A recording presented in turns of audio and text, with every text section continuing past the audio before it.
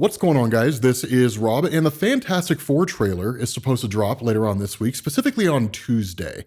And so I thought it'd be interesting to sit down and kind of make a video teaching you guys about Galactus and the cosmic entities in Marvel Comics, as well as spending this week basically making you guys experts on the Fantastic Four. So one of the things that I want to specify getting into Galactus here is that there really isn't a one-shot comic that explains the full origin of Galactus and Marvel. I mean, there is, but there isn't. There's Walt Simonson's Thor with issues 168 to 170, but that's the old school origin. And a lot of things have changed over the course of Marvel Comics that have either altered that original story or have added to the circumstances surrounding Galactus's origin that really expand a lot of what was going on.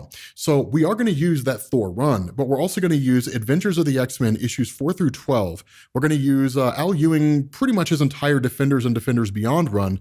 And then we're going to use Ultimates Volume 2, issue number 6 by Al Ewing as well, which actually does a lot with the cosmic entities in Marvel. So pulling all these threads together, one of the first things we learn is that the events of Adventures of the X-Men issues 4 through 12 and the old Thor origin for Galactus actually happened at the exact same time.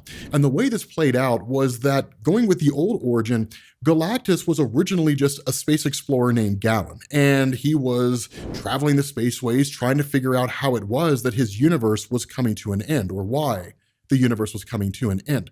And what he ended up doing was basically encountering what was believed to be the sentience of his universe. So when the universe collapsed, that Galactus merged with that sentience and then was reborn into what is now the main Marvel universe in Marvel Comics as Galactus. But again, a lot of things have changed. So in Adventures of the X-Men issues 4 through 12, this was expanded on. And what we learned was that in addition to all that stuff that was happening with Galen, in another universe, there was a being called the Dweller in Darkness. Now, the Dweller in Darkness does still exist in Marvel Comics. He's a fear lord, basically meaning he feeds on the fears of others. Not that dissimilar from Nightmare. Most of you guys have heard of him as a Doctor Strange villain. Well, at that point in time, specifically in the 6th multiverse, as we know it, that in one of those universes, the Dweller in Darkness had realized that it could fracture something called the M'Kraan Crystal.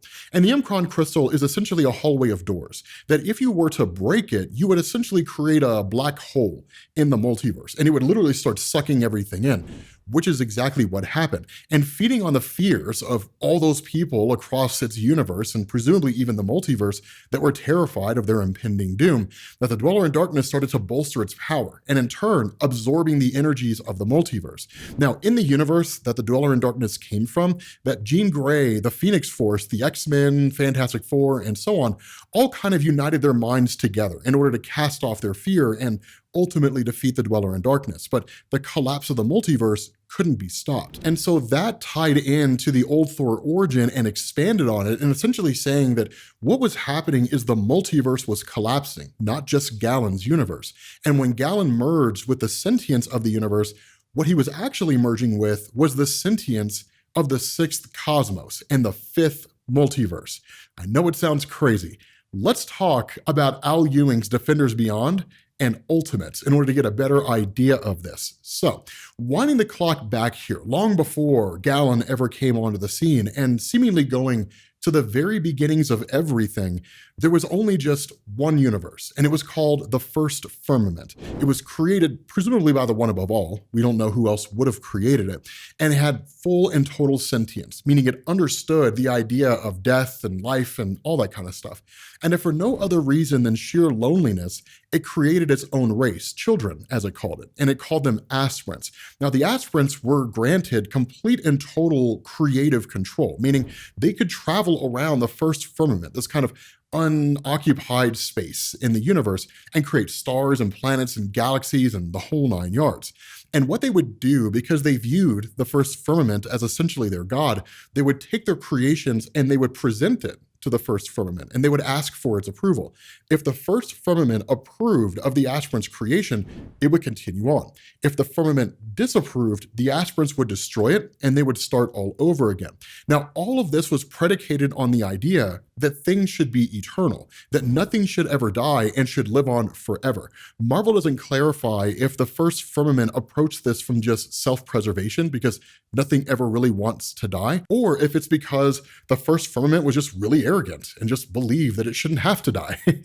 Whatever the reason was, some aspirants did not agree with this philosophy. And in fact, they actually believed that everything that lives in the universe should at some point die, because when it does, it'll be reborn as something new. In effect, growth and change. And so what these rebel aspirants did, for lack of a better word, is they cast off this monochrome black and white coloring that all the aspirants had in honor of the black and white viewpoint of the first firmament. And these rebels in turn changed their physical appearance, not just in looks, but in design. They were just multifaceted and multicolored, and they started calling themselves the Celestials. Now, of course, this ultimately resulted in a holy war between the Celestials and the aspirants, and basically laid waste to all of existence, to the point that the war actually saw the physical form of the first universe shattering into an infinite number of pieces.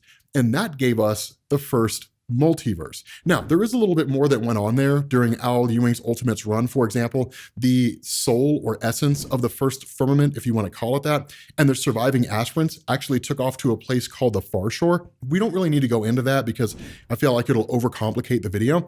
And so what ended up happening in the aftermath of the first firmament's destruction and essentially the creation of the first universe is the Celestials, watching all of this unfold, duplicated themselves and then put a version of themselves in every single universe.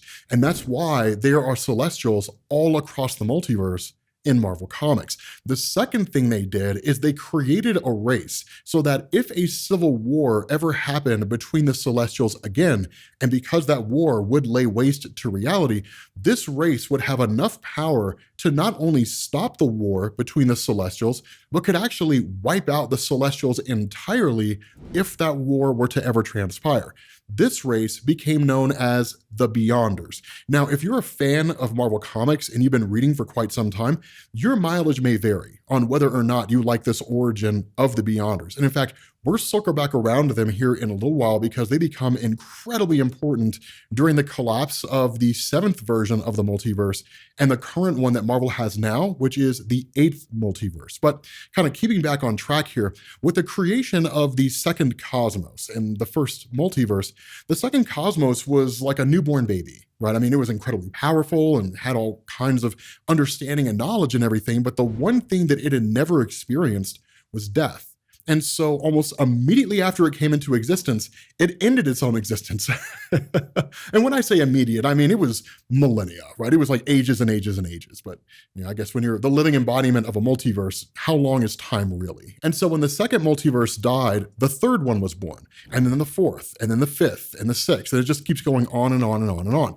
But one of the things that I do want to specify here is that whenever a multiverse dies and is reborn into a new one, it always carries over what came before. Not everything, but usually core elements of it. So for example, the 5th multiverse was a multiverse made of pure magic. All anybody ever did was practice magic. So when the 5th multiverse came to an end and became the 6th multiverse, magic came along with it. So in the 6th multiverse, it was all science, but you also had magic to blend with science as well. And of course, the 6th multiverse is where Galen originates. And so with the formation of the 7th multiverse, right, with the Dweller in Darkness causing the destruction of the 6th and Galen being reborn as Galactus in the 7th multiverse, that we don't really know how the origin of Galactus in other universes came about once he basically emerged from his kind of cosmic egg. Because within the main Marvel universe, that's what Galactus did, right? He just sort of remained in this cosmic egg, learning to control his powers, understanding how his abilities worked.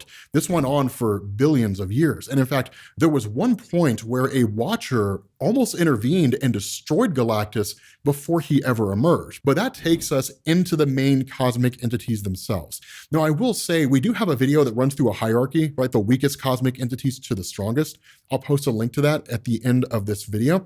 But cosmic entities exist on one of two levels. There are the universal cosmic entities, then there's the multiversal cosmic entities. And we'll get to those guys here in a second. The universal entities are guys like eternity and infinity, which are two sides of the same coin. Between the two of them, they represent time and space. You've got Mistress Love, who is kind of a representation of all love that exists across the cosmos, and then you have sire hate. And one of the things that I hope you guys are picking up on here, especially with cosmic entities like Master Order and Lord Chaos, is that all cosmic entities exist in a kind of balance. And Galactus is no different. Galactus, as most of you guys know, travels the cosmos consuming all kinds of worlds. He prefers to consume worlds that are life-sustaining but do not have sentient life, but doesn't mind consuming a world full of sentient beings if he's hungry enough. But he is kind of a balance between eternity and the existence of the universe and Mistress Death, who represents the ending of the universe. That Galactus striking a balance between the two comes in the form of the fact that he is both a being with incredible power who can never truly die, at least under normal circumstances. There are exceptions, the Abraxas saga, different things like that, as well as the fact that even though he can't truly die, he inflicts mass death and destruction across the universe. And so again, representing both sides, the necessity of life, but also the necessity of death. But whatever the reason is, Galactus will always live on. And we know from Jonathan Hickman's Fantastic Four run that he will survive until the very end of this universe. He'll merge with Reed Richards' son, Franklin, who is equally powerful to Galactus, and the two of them will become a new cosmic entity in whatever universe or multiverse comes after the current one, the eighth cosmos, as Marvel would call it. And so what this means is that with this kind of balance always being struck and always functioning, every universe on the cosmic level kind of has its own checks and balances system. And even with cosmic entities, while they are capable of appearing of their own volition, eternity can just show up to you out of the blue. 9 times out of 10, they appear by way of what are called embodies. And embodies are literally manifested bodies that are created in a place called the Dimension of Manifestations. It's literally this pocket dimension that exists off in Marvel Comics. That was introduced in, I believe, the old Ron Mars Quasar comics when Greg Capullo was starting off as an artist. And the Dimension of Manifestations, being ran by Anthropomorpho, provides a physical form to cosmic entities so they can appear within the main Marvel universe itself. Now, that has not really been seen for a long time. It doesn't really make a whole lot of sense to believe that some cosmic manifestation of existence itself needs help appearing to people. It seems a little strange. So again, that really hasn't been a big thing in Marvel for a long, long time. But still, moving beyond the universal cosmic entities and into the multiversal cosmic entities, this brings us into one of the really interesting concepts that Marvel has brought to us in recent years, which is the multiversal eternity. Now, for a long time, fans just kind of speculated and theorized about the idea of there being a multiversal eternity. And oftentimes, those discussions just evolved into haphazard guessing and people just making things up.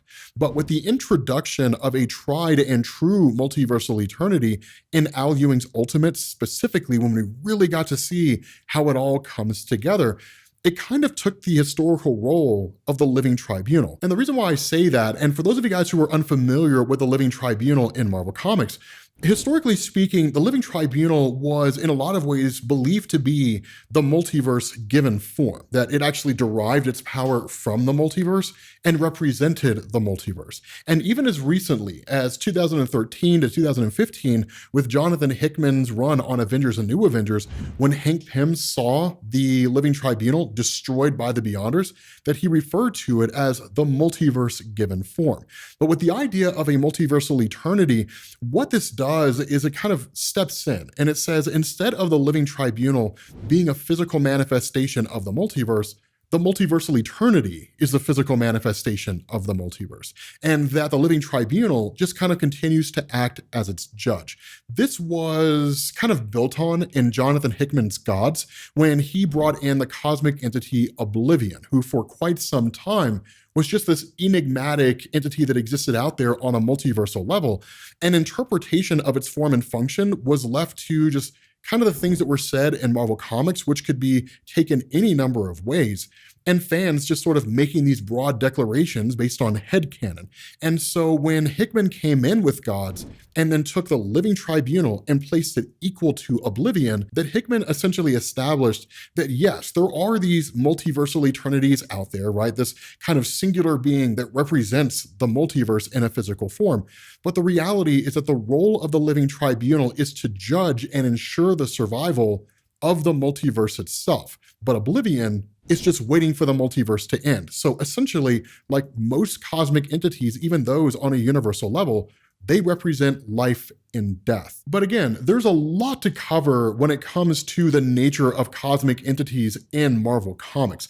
And so let me know if you guys are interested in learning more about this stuff, because there's a lot of other entities that we haven't covered. We haven't covered things like the Phoenix Force, which has a very lengthy history in Marvel, specifically when you're talking about Necrom and Pharaon, right? These two incredibly powerful people that actually introduced the Phoenix to the idea of good and evil for the very first time, essentially, and even other beings out there who are powerful enough to rival the abilities of cosmic entities, both universal and multiversal. Guys like Matthew Malloy, at least it's inferred, Clyde Wincham, the Marquis of Death, who absolutely could, Franklin Richards, who definitely rivals Galactus and certainly the Celestials. So again, let me know if you guys are interested in seeing this kind of stuff down in the comments section, and let me know anything that you're interested about learning with the Fantastic Four over the course of this week, because these videos are for you guys. So we'll just kind of roll these things into nice little packages and essentially turn it into a week-long Q&A on the Fantastic Four team. But thank you guys for watching, and I will catch you all later. Peace.